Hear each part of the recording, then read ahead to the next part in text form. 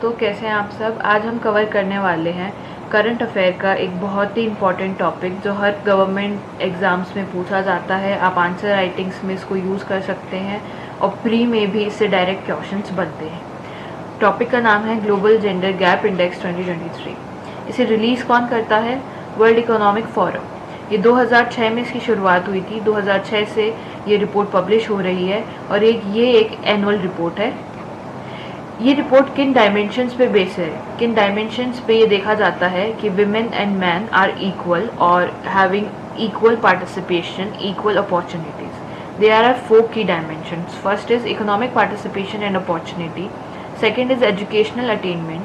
Third is health and survival. Fourth is political empowerment.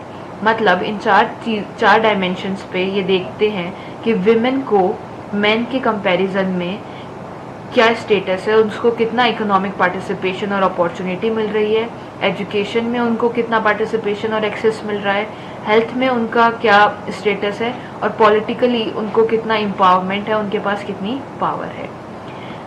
ये देखना बहुत ज़रूरी है कि वर्ल्ड में कोई भी ऐसी कंट्री नहीं है जहाँ पे फुल जेंडर पैरिटी हो या 100% जेंडर इक्वेलिटी एग्जिस्ट करती हो। लेकिन Iceland is the most gender equal country in the world और ना कि सिर्फ इसी साल बल्कि 14 सालों से कंटिन्यूसली आइसलैंड वर्ल्ड में मोस्ट जेंडर इक्वल कंट्री है और इस रिपोर्ट को टॉप कर रहा है।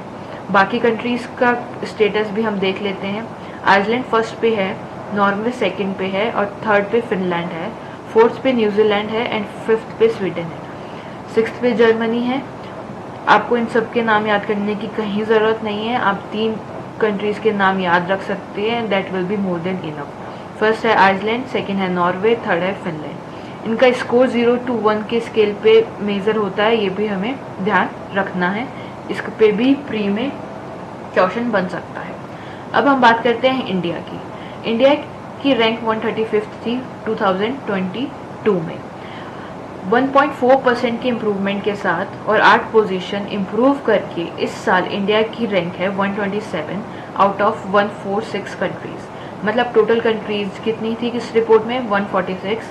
इंडिया की रैंक है 127 और पिछली साल इंडिया की रैंक थी 135 और इस साल 1.4% का इम्प्रूवमेंट हुआ है और 8 पोजीशन का इम्प्रूवमेंट होकर इंडिया की रैंक है 127।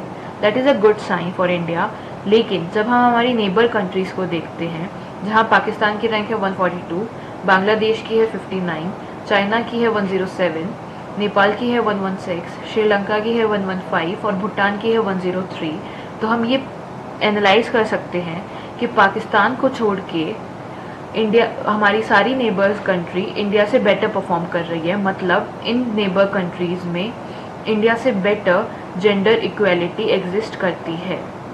Even Bangladesh come under top 60 और we can say top 100 countries में आता है, पाकिस्तान को छोड़कर।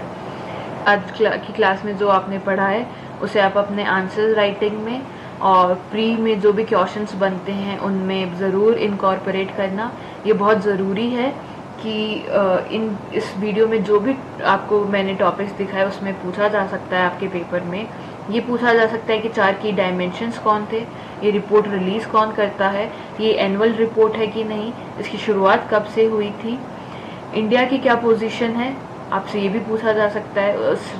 इस साल क्या रैंक थी, पिछले साल क्या रैंक है, कितना % इम्प्रूवमेंट हुआ है, कितनी पोजीशन का इम्प्रूवमेंट हुआ है। टॉप कंट्रीज़ के बारे में भी पूछा जा सकता है कि टॉप 5 कंट्रीज़ क्या हैं और स्पेशली टॉप 3 कंट्रीज़ तो आपसे पूछी ही जा सकती है, वो तो आपको पढ़नी ही पढ़नी है। और साथ ही में नेबर कंट्रीज़ का स्टेटस भी पूछा जा सकता है कि comparing to the neighbour countries India का क्या स्टेटस है और टॉप 100 अपनी नेबर कंट्रीज़ में से और एशिया में से अपनी स्पेशली नेबर कंट्रीज़ में से टॉप 100 में कौन है, टॉप 60 में कौन है। तो आपको याद रखना है कि Bangladesh is the most prominent one, जो बहुत ही ज़्यादा अच्छा परफॉर्म कर रहा है compare to other countries, even to compare to any other developed countries like India or China. Thank you for today's